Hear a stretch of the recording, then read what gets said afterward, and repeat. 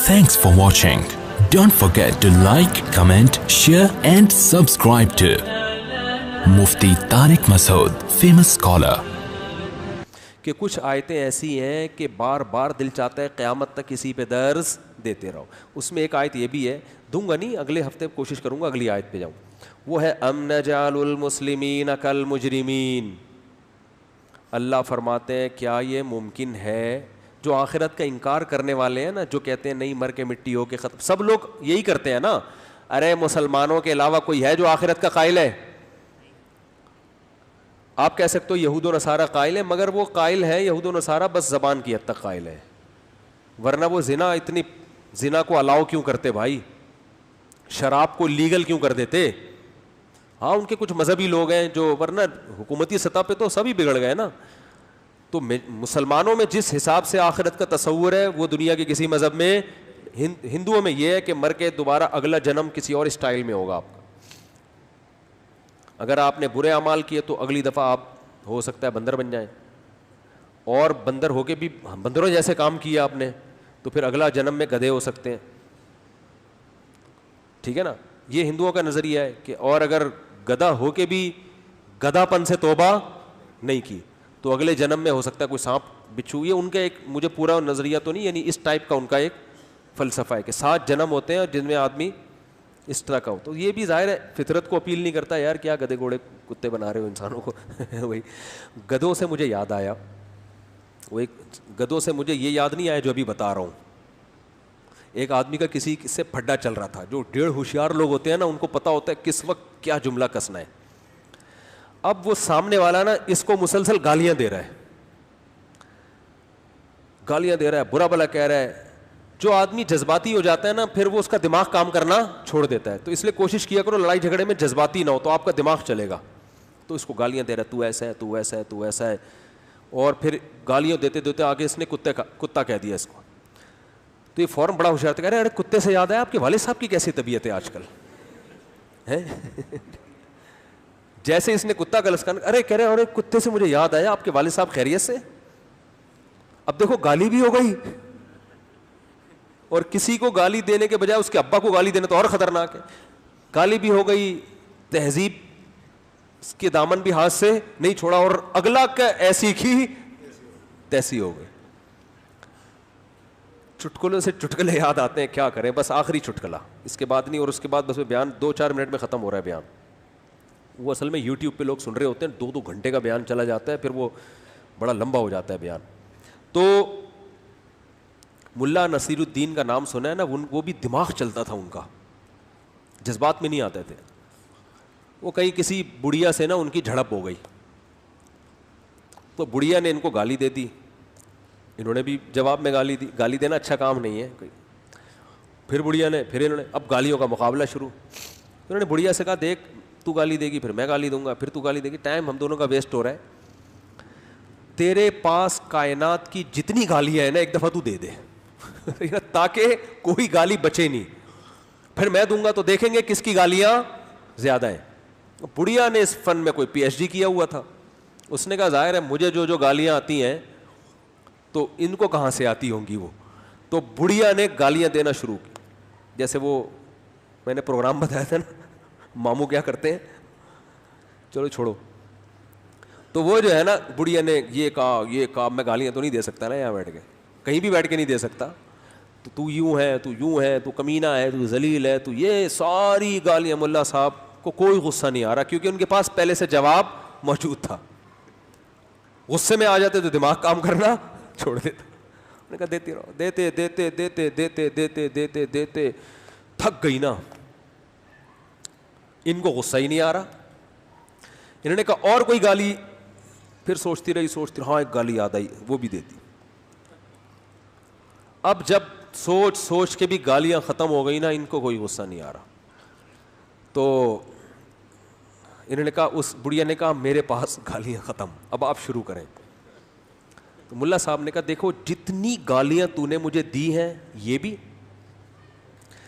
اس سے پہلے ماضی میں جس کسی نے جس کو بھی جس قسم کی بھی گالی دی ہے وہ بھی, اور قیامت تک آنے والے انسانوں میں سے ہر ایک انسان جس کو بھی کسی بھی قسم کی کسی بھی زبان میں کوئی بھی گالی دے گا, وہ تمام گالیاں تمام تر قسموں کے ساتھ ایک تھیلے میں, اور وہ تھیلا تجھے. اس کو غصہ آیا اور فوراً ایک بھاری بھرکم گالی نکالی نا, انہوں نے کہا تھیلے میں, پھر دوسری گالی نکالی, کہہ رہے تھیلے میں, پھر تیسری گالی نکالی, کہہ رہے تھیلے میں. یعنی وہ ریورس ہو کے کہاں جا رہی ہے. جس کی کھوپڑی چلتی ہے نا, اس سے کبھی بھی الجھا مت کرو. اس لیے میں کہتا ہوں سب سے زیادہ حفاظت جس چیز کی کرنی ہے وہ کیا ہے, کھوپڑی. اور کھوپڑی کے بعد ٹینشن نہ لو, وہ تو قدرت کی طرف سے کچھ ٹینشنیں ہوتی ہیں, لیکن حتی الامکان اپنے آپ کو کیا رکھو, ریلیکسنگ. وہ ایک سردار جی سمندر کے کنارے لیٹے ہوئے تھے, کسی نے ان سے کہا کہ آر یو ریلیکسنگ, اس نے کہا نو. پھر کسی نے آ کے کہا, وہ بڑے آرام سے نا جیسے ریلیکس والے اسٹائل میں, آر یو ریلیکسنگ, نو. بھائی بار بار لوگ پوچھتے ہیں یار ریلیکس ہی تو کر رہا ہے اور پھر کیوں کہہ رہے نو. پھر کسی نے کہا بھائی یو آر ریلیکسنگ, اس نے کہا no I am Sanjit Singh, I am not relaxing. میں ریلیکسنگ تھوڑی ہوں, میں تو سنجیت سنگھ ہوں یار. خیر, تو کیا بات چل رہی تھی یار, آخری بات میں نے کہا تھا نا, ختم کرتا ہوں. تو ایک ہی آیت پر, اس لیے کہ آخرت کا تصور کون پیش کرتا ہے, اسلام.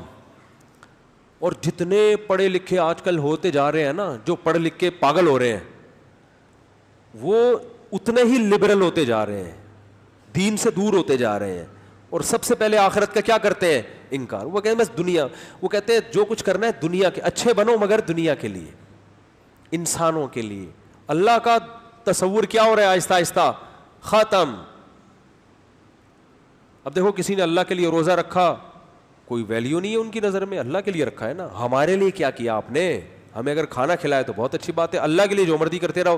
نہ یونائٹڈ نیشن کی طرف سے اس کو کوئی ایوارڈ ملے گا, نہ ملک کی طرف سے کوئی ملتا ہے کہ اس نے 56 روزے رکھے ہیں اس نے. بھائی گھر والوں سے بھی کوئی عزت نہیں ملتی, تو روزے کا ثواب تو آخرت میں ملے گا نا. تو اسلام ہے جو آخرت کا تصور پیش کرتا ہے. تو اسلام نے ایسی خاندانی دلیل دی ہے نا کہ ساری دنیا کے انسانوں کو خطاب کر کے اسلام کہتا ہے اگر موت کے بعد زندگی نہیں ہے تو اس کا مطلب اچھا کرنے والے اور بروں کا انجام ایک جیسا. تو اللہ فرماتے ہیں ام نجعل, کیا یہ پاسبل ہے, is it possible for me to do this, کیا یہ ممکن ہے کہ میں اچھا کرنے والے اور برا کرنے والوں کو ایک جیسا کر دوں. کیا ہو گیا, ما لکم, تمہیں ہو کیا گیا ہے, کیسی باتیں کر رہے ہو, کیا انداز ہے یار قرآن کا, ما لکم, ہو گیا ہے تمہیں.